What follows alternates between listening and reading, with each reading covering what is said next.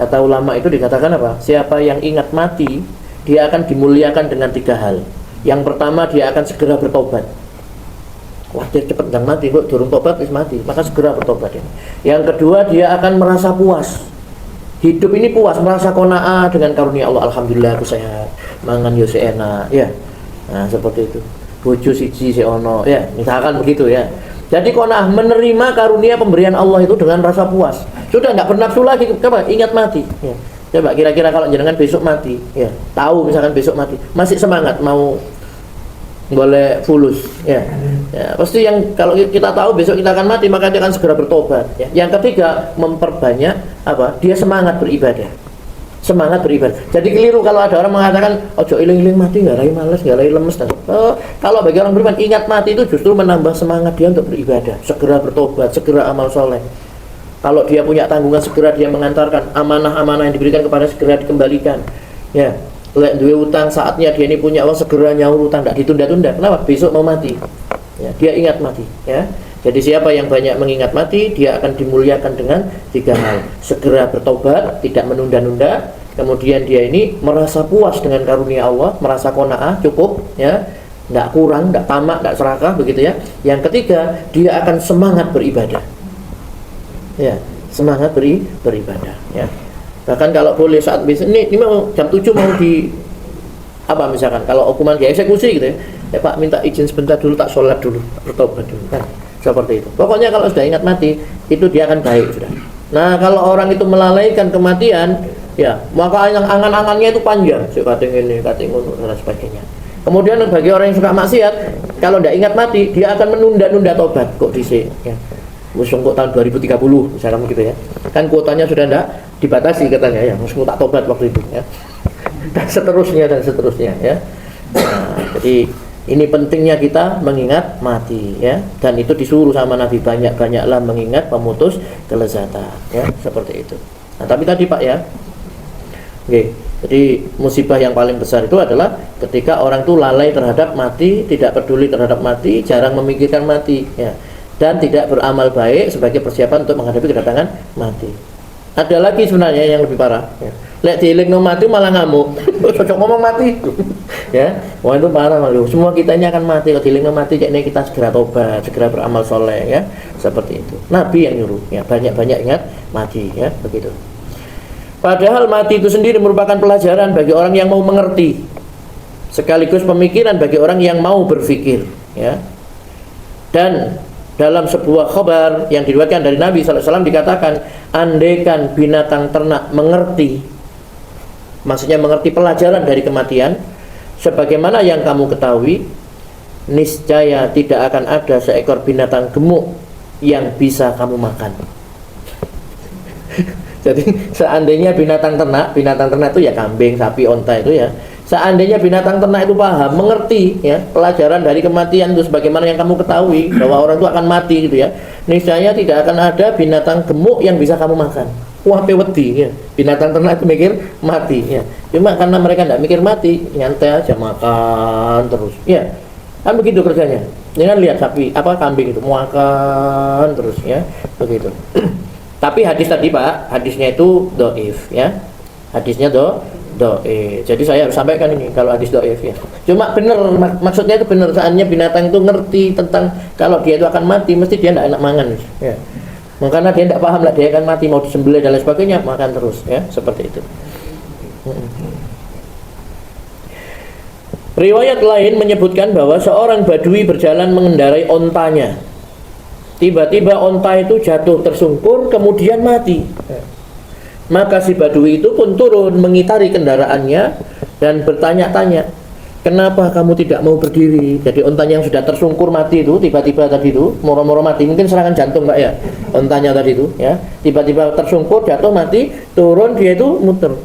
Kenapa kamu tidak mau berdiri? Kenapa kamu tidak mau bangkit? Ya, wong anggota tubuhmu masih lengkap, seluruh alat indramu masih utuh. Tapi kenapa kamu kok tidak mau berdiri, bergerak begitu ya? Apa yang membuatmu begini? Apa yang menjadikanmu ya bisa berdiri, dan apa yang membuatmu sekarang tersungkur ya? Dan apa yang telah mencegahmu untuk bergerak? Maka unta itu ya tetap diam, tidak bisa apa-apa, sudah mati ya. Walaupun matanya utuh, telinganya, kakinya masih utuh, tapi sudah mati, ruhnya sudah tidak ada, maka dia tidak bisa bergerak, ya. Akhirnya onta yang sudah tidak bernyawa itu pun ditinggalkannya, dia pulang sambil tetap terheran-heran memikirkan kejadian itu. Oh iso ya onta ini mati, ngono palingnya. Nah, seperti itu. Jadi itu sebuah pelajaran ya bagi kita, ya, begitu.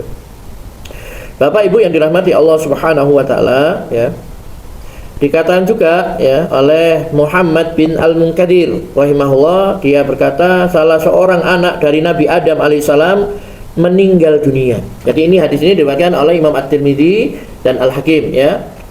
Begitu disebutkan sanadnya, perawi-perawinya sampai kepada ini Muhammad bin Al-Munkadir. Dia berkata salah seorang anak dari Nabi Adam alaihissalam meninggal dunia.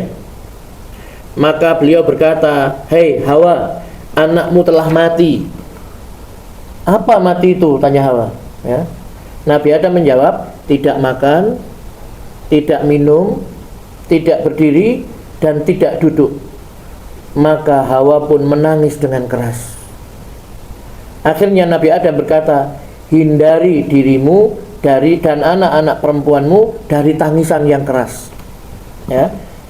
"Aku dan anak-anakku laki-laki tidak bertanggung jawab atas hal itu." Ya. Ini sanadnya sahih, ya, tetapi maktu, ya, artinya terputus di sini, ya, begitu. Karena Muhammad bin Al-Munkadir ini tergolong tabi'in yang sangat thiqah, terpercaya, tetapi matannya agak aneh ini, ya.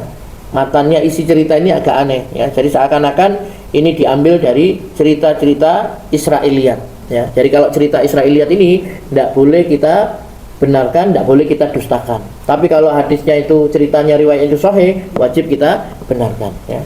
Jadi Hawa tidak tahu apa mati itu. Mati itu kata Adam tidak makan, tidak minum, tidak berdiri dan tidak duduk. Maka Hawa pun menangis dengan keras, ya. Lalu sama Nabi Adam dikatakan, "Hindari dirimu dan anak-anak perempuanmu dari tangisan yang keras." Nah, biasanya yang menangis keras itu wanita, ya. Maka meratap atau niyahah, ya, itu dilarang, ya. Kalau hanya menangis, ya, meneteskan air mata seperti itu tidak apa-apa. Tapi kalau nangis sampai histeris, teriak-teriak, ya, meratap, meraung-raung, ya, apalagi sampai bentur-benturkan kepala ke dinding barang, ya, ulung guming, ya.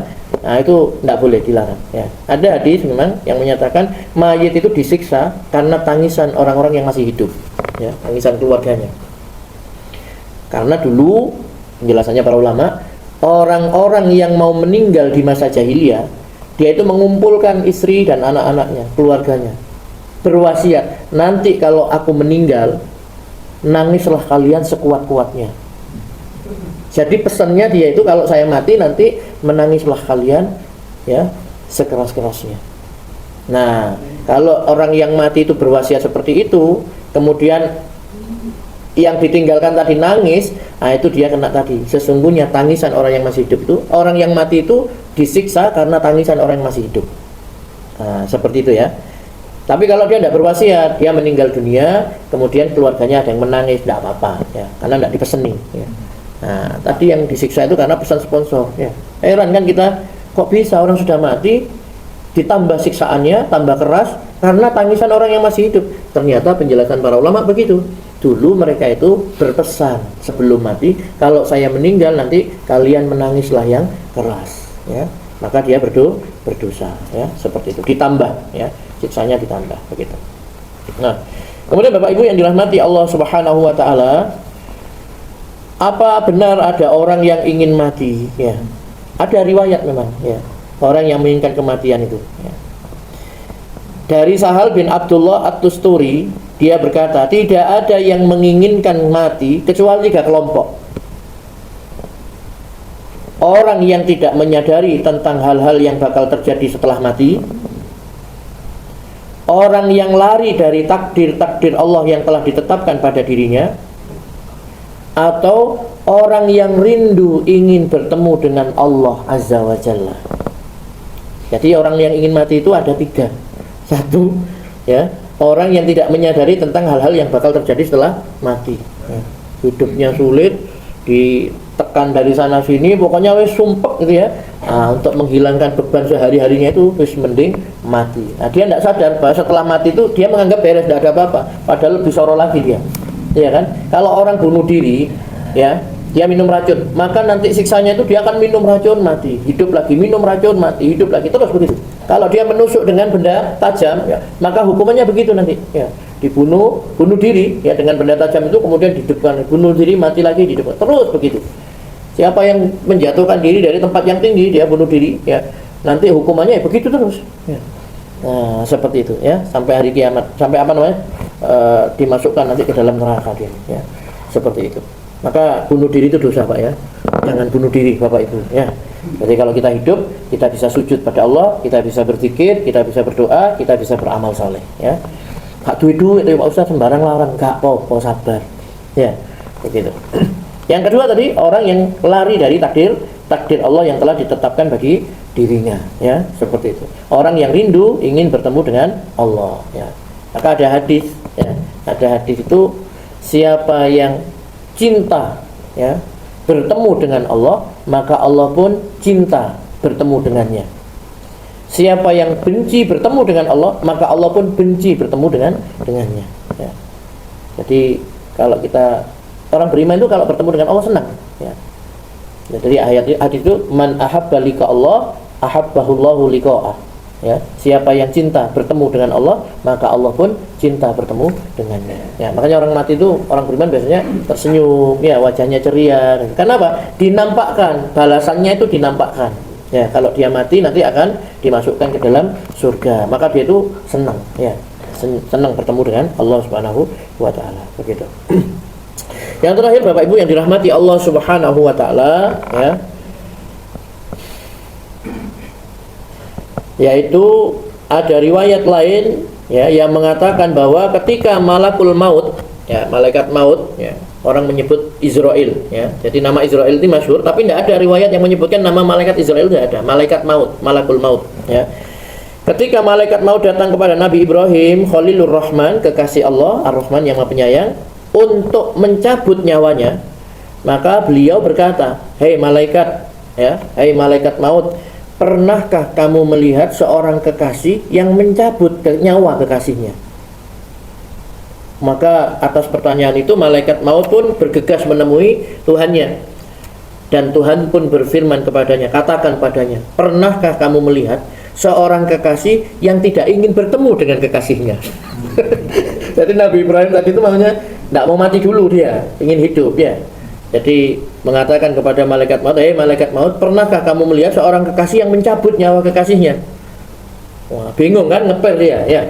Maka dia bilang kepada Allah Subhanahu wa taala, ya. Intinya tidak mau mati dia, tidak mau dicabut nyawanya. Lalu Allah berfirman kepada malaikat itu, ya, katakan padanya, pada Ibrahim, pernahkah kamu lihat seorang kekasih yang tidak ingin bertemu dengan kekasihnya? Kan Ibrahim ini kekasih Allah, Khalilullah, ya, Khalilur Rahman, ya, kekasih yang ingin bertemu dengan kekasih. Nabi Ibrahim juga sangat cinta kepada Allah Subhanahu wa taala. Masa tidak kepingin ketemu sama Allah Subhanahu wa taala? Nah, begitu. Maka malaikat maut itu pun kembali menemui Nabi Ibrahim, dan Nabi Ibrahim berkata, cabutlah nyawaku sekarang juga. Karena kepingin ketemu dengan kekasih tadi itu, Pak, ya. Nah, tapi jangan tidak usah minta dicabut, ya. Pokoknya alami saja, natural, ya. Yang penting kita segera bertobat, segera beramal soleh, ya toh. Kalau memang kita punya amanah, ya, selesaikan amanah itu, ya, seperti itu. Kalau enggak nanti berwasiat kepada yang masih hidup, ya. Nah, begitu, ya. Dikatakan oleh Abu Darda radhiyallahu anhu, tidak seorang pun yang beriman kecuali dia meyakini bahwa mati itu adalah lebih baik baginya. Barang siapa yang tidak percaya dengan ucapanku ini, maka sesungguhnya Allah Ta'ala berfirman di dalam surat Al-Imran 198, ya, yang artinya, dan apa yang ada di sisi Allah adalah lebih baik bagi orang-orang yang berbakti. Dan firman Allah Subhanahu wa taala dalam surat Al-Imran 178, dan jangan sekali-kali orang-orang yang kafir itu menyangka bahwa pemberian tangguh pada mereka adalah lebih baik bagi mereka, ya. Jadi bagi orang yang beriman, dia meyakini kalau waktunya mati, kematian itu lebih baik bagi dia, ya. Apa yang ada di sisi Allah lebih kekal. Jadi kebaikan-kebaikan orang yang beriman selama di dunia ini dibalas, ya, oleh Allah Subhanahu wa taala di alam barzakh diberikan kenikmatan sebelum nanti di akhirat. Nah, kemudian Al-Hayyan bin Al-Aswad berkata, mati adalah jembatan yang mengantarkan seorang kekasih kepada kekasihnya. Ya, dengan cinta Allah kan. Nah, kalau mau bertemu dengan Allah, ya harus mati. Enggak Pak, enggak harus mati, maksudnya begitu. Dengan sholat, ya berzikir dan lain sebagainya, ya itu juga akan mendekatkan kita kepada Allah SWT. Ini perkataan ulama begitu ya. Mati adalah jembatan yang mengantarkan seorang kekasih kepada kekasihnya, ya begitu. Baik, Bapak Ibu yang dirahmati Allah Subhanahu wa taala, mudah-mudahan Allah Subhanahu wa taala senantiasa membimbing kita, menolong kita agar kita ingat mati. Ingat mati itu baik, menjadikan kita segera bertobat, tidak menunda-nunda amal, semangat dalam beribadah, dan juga kita merasa puas sudah dengan apa yang diberikan Allah itu, kita qanaah, puas, merasa puas, tidak tamak, tidak serakah, ya seperti itu. Kalau ya ingat mati, ya orang tidak ingat mati ya kayak itu 200 triliun, 1000 triliun, kurang dia, ya, dan terus itu, ya. Karena memang begitu sabda Nabi, anak Adam ini kalau dia ini diberi satu lembah emas, pasti dia ingin yang kedua. Sudah punya dua, dia pasti ingin lembah emasnya. Terus begitu sampai mulutnya itu disumpal dengan tanah, baru selesai keinginannya. Maksudnya apa? Sampai mati baru keinginannya selesai. Itu secara umum manusia seperti itu. Adapun orang-orang yang beriman, mereka ini qanaah dengan karunia Allah Subhanahu wa taala. Begitu. Mudah-mudahan bermanfaat. Aku lu qauli hadza wa astaghfirullah li wa lakum. Subhanakallahumma bihamdika asyhadu an la ilaha illa anta astaghfiruka wa atubu ilaik. Wassalamualaikum warahmatullahi wabarakatuh.